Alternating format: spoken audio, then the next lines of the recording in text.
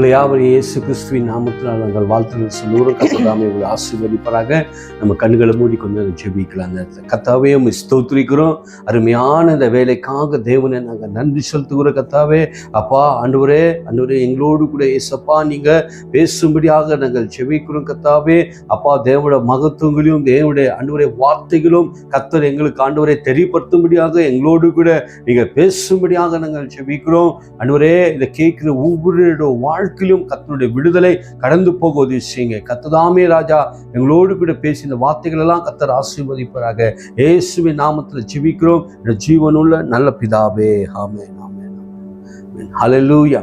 கர்த்தருக்கு நன்றி. தேவனுக்கு ஸ்தோத்திரம். இந்த வேலைக்காக நான் தேவனை ஸ்தோத்திரிக்கிற தேவனை நன்றி செலுத்துகிற இந்த வேலையில தேவன் நம்மளோடு கூட அவர் இடைப்படுகிறவராக இருக்கிறார். நம்மளோடு கூட அவர் பேசுகிறவராக இருக்கிறார். நேரத்தில் உண்மையாக இந்த வேலையில கூட ஏசப்பாவோடு கூட இந்த வார்த்தைகளை பகிர்ந்து ஆண்டவர் யூடியூப் மூலமாக ஆண்டவரே தேவனுடைய வார்த்தைகளை கொடுக்கும்படியாக கர்த்தர் ஒரு கொடுத்த இந்த கிருபைக்காக நான் தேவனை நன்றி செலுத்துகிறேன். அநேக பேருக்கு இந்த வார்த்தைகள் ஆசீர்வாதமாக இருக்கும் என்று நான் விசுவாசிக்கிறேன். கர்த்தருக்கு நான் நன்றி இந்த வெளியில கூட தேவன் நம்மளோடு கூட பேசும்படியாக நம்ம இதயங்களை திறந்து கொடுக்கலாம். உண்மையாக தேவன் நம்மளோடு கூட பேசுகிறவராக இருக்கிறார். உண்மையாக இன்னைக்கு வேத வசனம் நம்மளுக்கு என்ன சொல்லப்பட்டிருக்குன்னா சங்கீதம் 91 அதிகாரத்துல 14வது வசனம் சொல்லப்பட்டிருக்கு.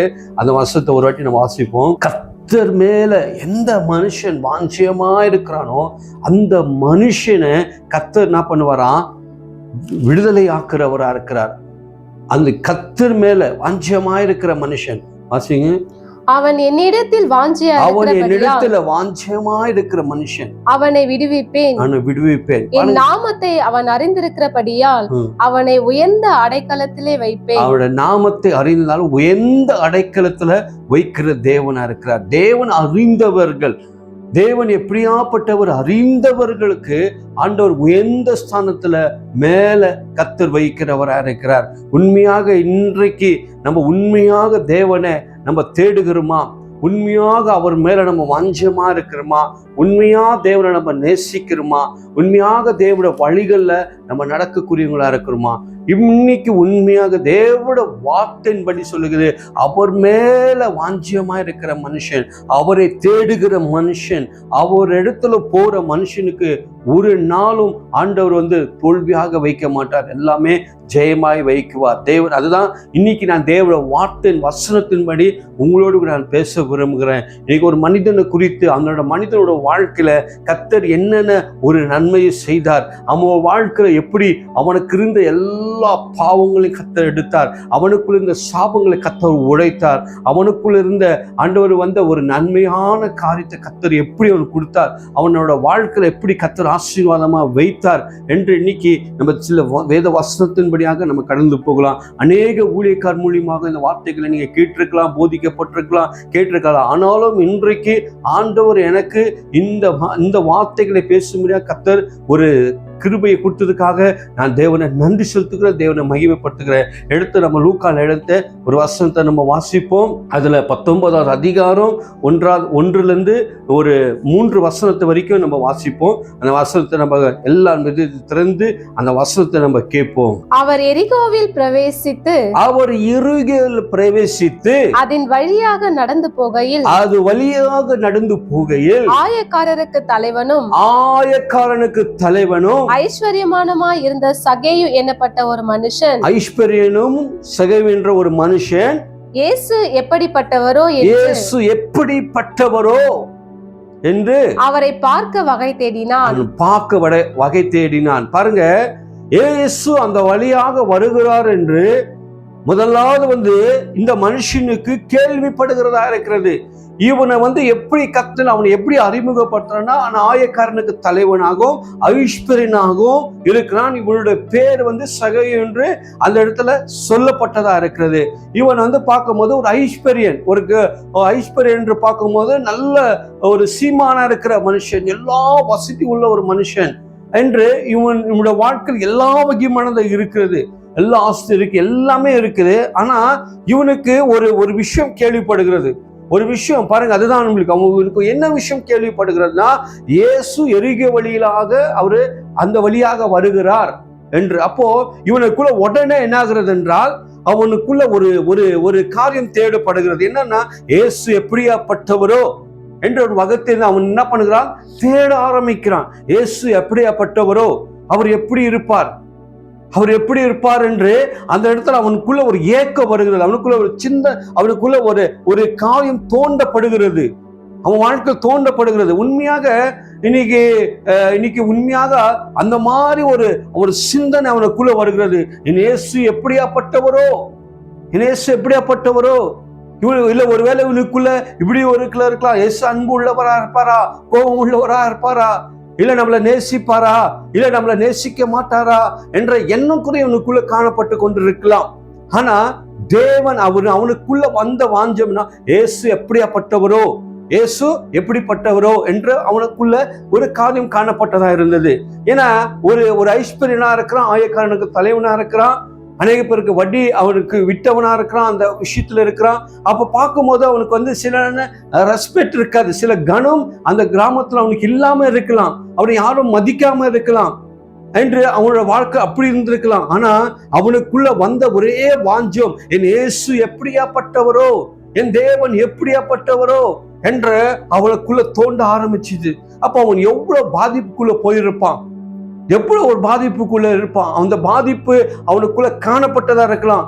சில ஜனங்கள் அவனோட சொந்தத்திலே அவனை கைவிடப்பட்டிருக்கலாம், இல்ல எல்லோ ஒரு சமுதாயத்துல கைவிடப்பட்டிருக்கலாம், ஒரு இதுல கைவிடப்பட்டிருக்கலாம். ஆனா இயேசு அந்த இடத்துல தேட ஆரம்பிக்கிறான். உலகத்தை இயேசு எப்படியாப்பட்டவரோ என்ற எண்ணம் அவனுக்குள்ள காணப்படுகிறதா இருக்கிறது. அவன் பார்க்கும்போது, அது கீழே வசனம் வாசிங்க, அவனை எப்படி அறிமுகம் கர்த்தர் பண்ணுகிறான்னா, அவன் ஒரு குள்ள மனுஷன் என்று அறிமுகப்படு வாசிங்க. அவர்கள் போகும் வழியில் முன்னாக ஓடி காட்டத்து மரத்தின் மேல அவன் ஏறினான் என்று வேத வசனம் சொல்லப்பட்டிருக்கு.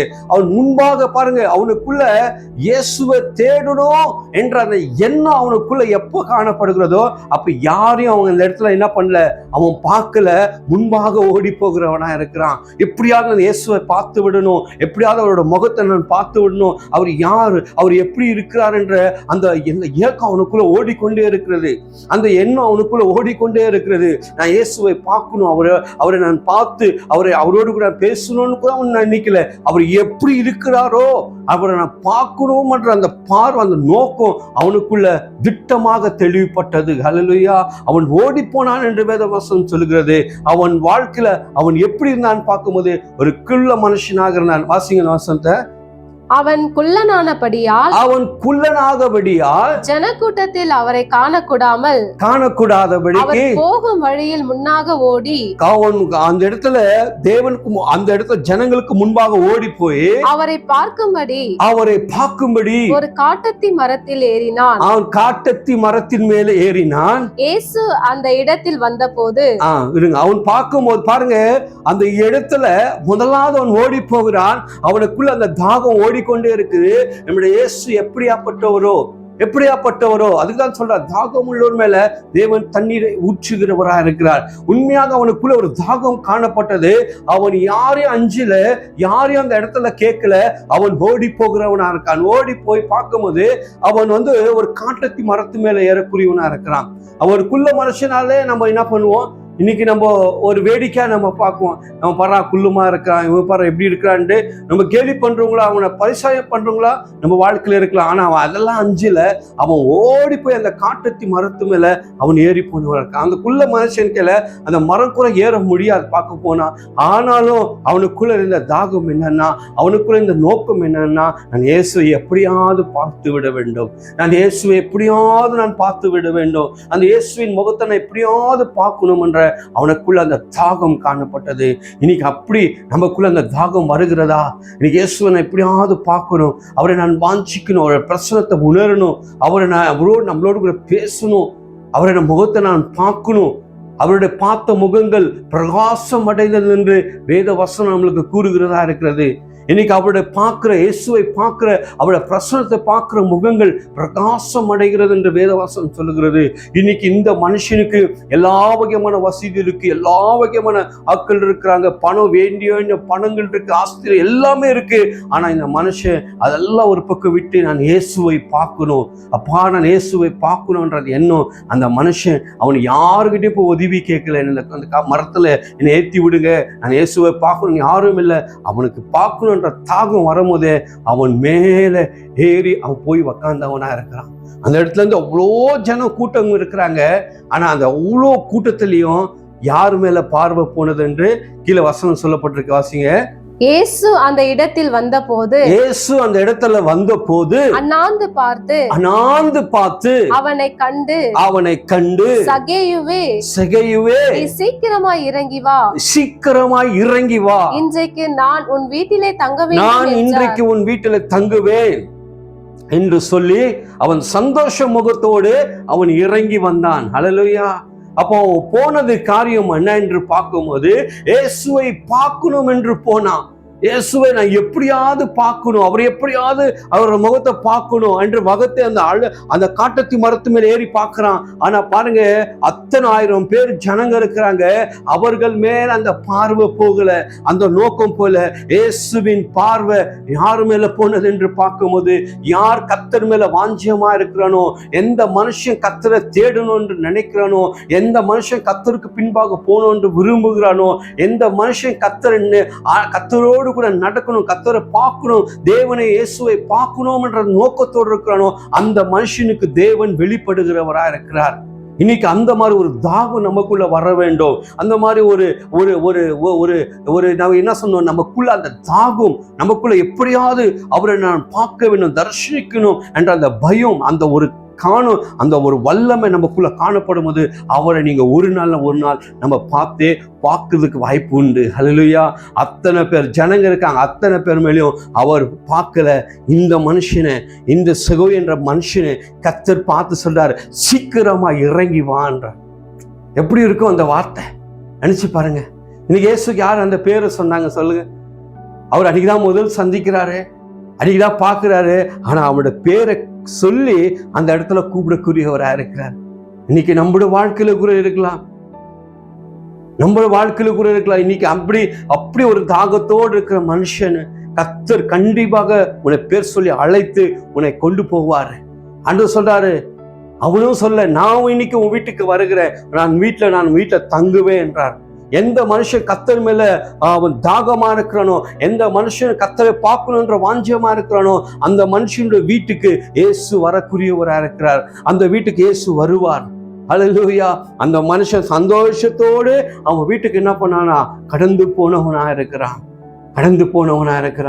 இன்னைக்கு நம்மளோட வீட்டுக்கு, நம்ம வீடுகளுக்குள்ள தேவ பிரசன்னம் காணப்பட வேண்டும். எப்போது தேவட காரியங்கள் காணப்படுகிறதா இருக்க வேண்டும், தேவட வார்த்தைகள் காணப்படுகிறதா இருக்க வேண்டும்.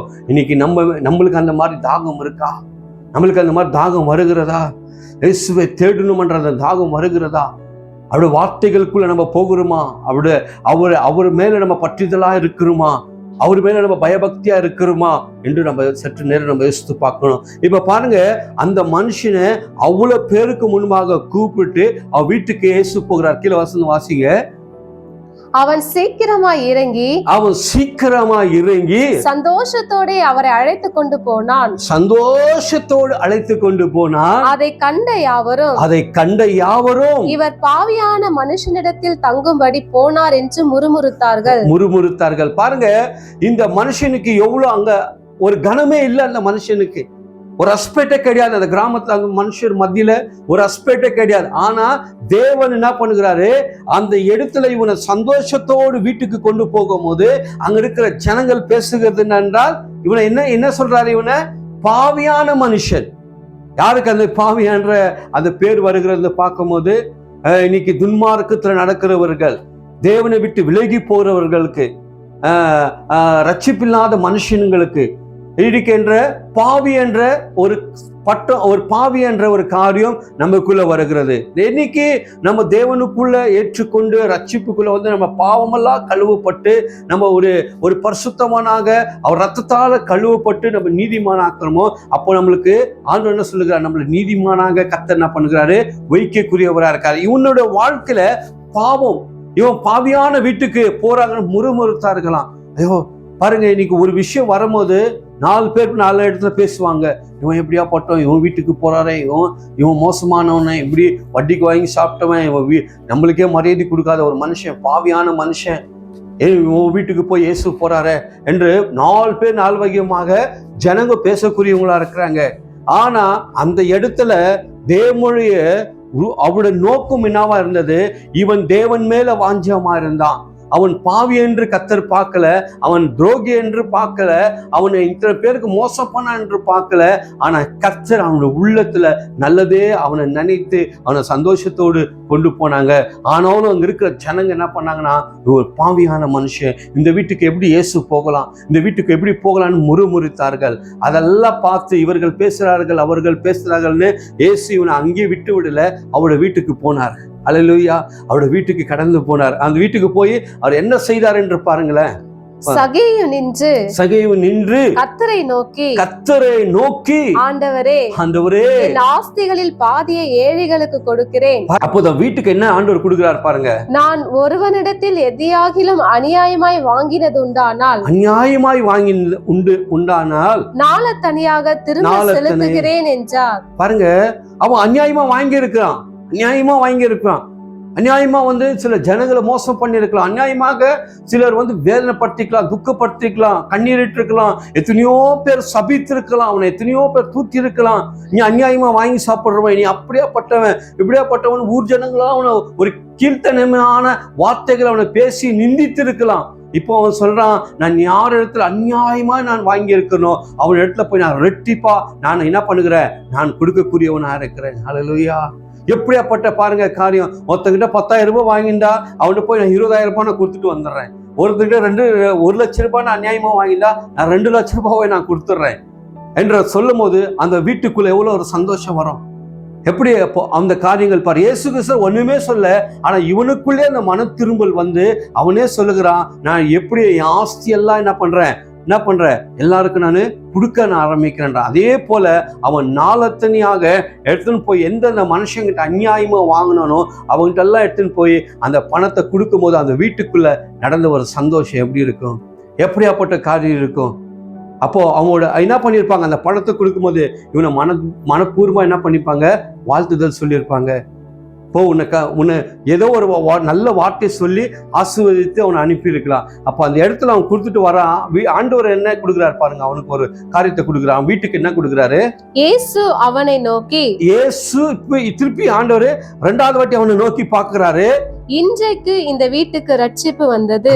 இதுக்கு முன்னாடி அந்த வீட்டுல ரட்சிப்பு இல்ல, துன்மார்க்கத்துல இருந்தான், பாவியாக இருந்தான், ஜனங்களால மதிக்கப்படாதவனா இருந்தான், ஜனங்களால அங்கீகரிக்காதவனா இருந்தான், அநேக பேரோட வேதனைப்படுத்துகிறவனா துக்கப்படுத்துறவனா இருந்தான், வட்டிக்கு விட்டு தன்னை வட்டியில வாங்கி சாப்பிட்டவனா இருந்தான், எல்லாமே செய்தவனா இருந்தான். ஆனா இயேசு இன்னைக்கு அந்த வீட்டை பார்த்து பேசுகிறாரு, இன்றைக்கு உன் வீட்டுக்கு ரட்சிப்பு உண்டாகட்டும் என்று கர்த்தர் சொல்றார். இன்னைக்கு வீட்டுக்குள்ள இன்னைக்கு ரட்சிப்பை கர்த்தர் உண்டாக்க அவர் ஆயத்தமா இருக்கிறார். இன்னைக்கு இயேசு நமக்குள்ள வரும்போது அவர் மேல வாஞ்சியமா இருக்கிற மனுஷனுடைய வீடு ரட்சிக்கப்படும். அவரை தேடுகிற வீடுகள், அவர் இயேசுவோடு பின்பாக்க போகிற மனுஷனு இயேசுவை உண்மையாக அங்கீகரித்து அவருடைய வழிகளை நடக்கிற குடும்பத்துக்கு ரட்சிப்பு உண்டாகிறதா இருக்கிறது. இன்னைக்கு எத்தனையோ குடும்பங்கள் இன்னும் ரட்சிக்கப்படவில்லை, இன்னும் எத்தனையோ குடும்பங்கள் பாவத்துல இருக்கிறது, எத்தனையோ குடும்பங்கள் இன்னும் ரட்சிப்பு இல்லாம, சரியான விடுதலை இல்லாம, ஐயோ என்னோட கணவன் எப்போ ரட்சிக்கப்படுவான், என் மனைவி எப்போ ரட்சிக்கப்படுவாங்க, என் பிள்ளைகள் எப்போ ரட்சிக்கப்படுவாங்க, என் சொந்த பந்தங்கள் எப்போ ரட்சிக்கப்படுவாங்க என்று நோக்கத்தோடு இருக்கலாம். ஆனா நான் சொல்லுங்க, தேவனோட வார்த்தை நம்மளுக்கு அருமையாக சொல்லுது, அவர் மேல வாஞ்சியமா இருங்க, அவர் மேல நோக்கமா இருங்க. அவங்களோட வீட்டுக்கு ரட்சிப்பு கர்த்தரே வந்து கொடுக்கக்கூடியவரா இருக்கிறது, ரட்சிப்பு கர்த்தரிடத்துல இருந்து வரக்கூடியதா இருக்கிறது. இந்த மனுஷனுக்கு யாரும் ரட்சிப்பு கொடுக்கல, யாரும் விடுதலை கொடுக்கல, இயேசு தன்னை வாழ்க்கையில விடுதலை கொடுத்தவராக இருக்கிறார். ஹல்லேலூயா. பாருங்க, முதலாவது அவனோட வாழ்க்கையில தன்னை இருந்த எல்லா பாவங்களும் அவனுக்குள்ள இருந்து மன்னிக்கப்பட்டது. அவனுக்குள்ள இருந்த எல்லா பாவமும் மன்னிக்கப்பட்டது. ரெண்டாவது அவனுக்குள்ள இருந்த எல்லா சாபத்தையும் கர்த்தர் எடுத்தார், எல்லாமே எடுத்தார். அவன் வாழ்க்கையில அநியாயம் செய்தது எல்லாமே அவனுக்கு ஒரு இரட்டிப்பான ஆசீர்வாதத்தை கர்த்தர் அவனோட வாழ்க்கையில செய்தவரா இருக்கார். அது கீழே இன்னொரு ஆசீர்வாதத்தை கர்த்தர் அவனுக்கு கொடுக்கக்கூடியவரா இருக்காரு. வாசிங்க. இவனும் ஆபிரகாமுக்கு குமாரனா இருக்கிறானே, இவனும் ஆபிரகாமுக்கு குமாரனா இருக்கிறானோ, எழுந்து போனதை தேடவும் ரட்சிக்கவுமே மனுஷகுமாரன் வந்திருக்கிறார் என்றார். எழுந்து போனதும் ரட்சிக்கும்படியாகவும் தேவகுமாரன் வந்தவராக இருக்கிறார். ஹல்லேலூயா. இந்த மனுஷனுக்கு இன்னொரு பிளஸிங் ஆண்டவர் கொடுக்கிறார், ஆபிரகாமினோட ஆசீர்வாதங்கள். பாருங்க, ஆபிரகாமை எப்படி கர்த்தர் ஆசீர்வதிச்சான்னு பார்க்கும்போது பூமி பொறுக்க முடியாம எத்தனையோ வகையான ஆசீர்வாதத்தை கர்த்தர் கொடுத்தவரா இருக்க. நம்ம சின்ன காரியங்களை நம்ம ஈடுபடும் போது ஆண்டவர் பெரிய காரியங்களை செய்யக்கூடியவரா இருக்கிறார். ஹல்லேலூயா. இப்ப பாருங்க, அவனுக்குள்ள தேவன் ரட்சிப்பை கொடுத்தார், அவனுக்குள்ள ஒரு தேவன் விடுதலையை கொடுத்தார். ரெண்டாவது பார்க்கும்போது அவனுக்குள்ள இருந்து எல்லா காரியத்தையும் எடுத்து அவனை ஒரு நீதிமானாக, அவனை ஒரு பரிசுத்தவானாக மாற்றி ஆபிரகாமின் பிள்ளைகளாக சங்கிலியில அவனை ஆசீர்வதிக்கும்படியாக கர்த்தர் வைத்தவராக இருக்கிறார். எவ்வளவு ஒரு நல்ல தேவனா இருக்கிறார், எவ்வளவு ஒரு பரிசுத்தமான தேவனா இருக்கிறார். ஹல்லேலூயா. அந்த இடத்துல அவனுக்கு கிடைச்ச ஒரு பெரிய, அவன் வைத்திருந்த ஆஸ்தியை வித்திருந்தா கூட இந்த மாதிரி ஒரு சந்தோஷம் வந்திருக்காது. அவனுக்கு வாழ்க்கையில அப்படியாப்பட்ட அந்த வீட்டுக்குள்ள ஒரு ரட்சிப்பை கர்த்தர் கொடுத்தார், அப்படியாப்பட்ட ஒரு விடுதலையை கர்த்தர் கொடுத்தார். ஹல்லேலூயா. இனிமேல் அவன் போய் அந்த பாவத்தை அவன் செய்வான்னு சொல்லி நினைச்சு பாத்தீங்களா? இனிமேல் அவன் செய்ய மாட்டான். எல்லாருக்கும் என்ன பண்ணுவான், அந்த கிராமத்துல அவன் நீதிமானாக வெளிப்பட்டவனா காணப்படுகிறவனா இருக்கிறான். முதலாவது அவனு சின்ன ஒரு ஆசை வச்சான் தேவனுக்கு முன்பாக. அவன் அதை தேவன் அவனுக்கு என்னென்ன காரியங்களை செய்தார் பாருங்க.